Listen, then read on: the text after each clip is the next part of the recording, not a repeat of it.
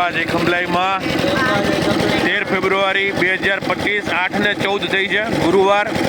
અમે બધાએ સરસ મજાનું કુંભ સ્નાન કર્યું અને ગંગા યમુના સરસ્વતી બધા રૂપાળા થઈ ગયા છે. બહુ ભાવથી નાહ્યા એટલે અને ખૂબ સરસ રીતે હવે અમે ફરી એકવાર રાજકોટ તરફ અને માંડલ તરફ પ્રયાણ કરશું અહીંથી નીકળીને. અને એકદમ નિરાતે જીવે ફરી એકવાર.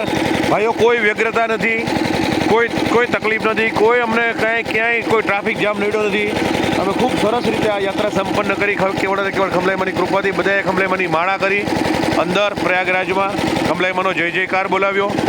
મનોકામના ભગવાન આગળ રજૂઆત કરી અને માને પ્રાર્થના કરી કે મનોકામના બધાની પૂર્ણ થાય ખૂબ સરસ રીતે. જય અંબા જય ખંભલાઈમાં કેવળ તુજ કરુણા. हाँ हाँ कहीं नहीं जाएंगे, आपसे छोड़ के कहाँ जाएंगे यहाँ से.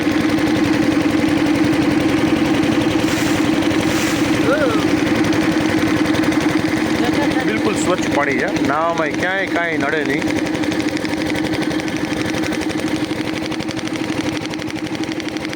વિદાય. ફરીથી અવસર 144 વર્ષ પછી આવશે. આપણે હશું કે નહીં કંઈ ખબર નથી, પણ અવસર 144 વર્ષ પછી આવશે. આપણે હતા ગયા ભાવમાં આપણે સ્નાન કર્યું હશે કે નહીં ખબર નથી. આવતા ભાવમાં પણ 144 વર્ષમાં આ ભાવમાં આપણને તક માતાજી આપી.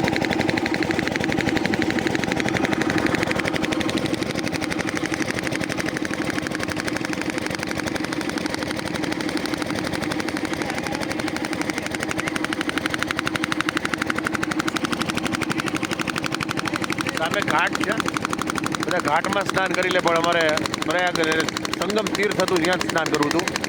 જ્યાં સંગમ હતો ત્રિવેણી સંગમ ત્યાં જ અમે સ્નાન કર્યું. બધા આખા પરિવારને યાદ કરીને તમામ મારો એક વિડીયો અપલોડ કરીશ. બધાને નામ લઈ લઈને મેં ખૂબ સરસ રીતે એકવાર જીવનની પ્રત્યેક પળો માત્ર જીવી જવા માટે નથી હોતી. એમાંની અમુક પળો આપણે એવી રીતે જીવવી જોઈએ કે આખાના અંત સુધી મમડાવી શકાય. તો આજે ફરી એકવાર એક એવો દિવસ, કાલે વેલેન્ટાઇન ડે અને આજે 13 ફેબ્રુઆરી 2025, કાલે 14 ફેબ્રુઆરી 2025 અને વેલેન્ટાઇન ડે.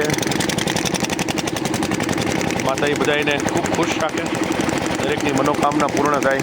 જય અંબા જય ખંભલાઈમાં કેવળ તુજ કરુણા.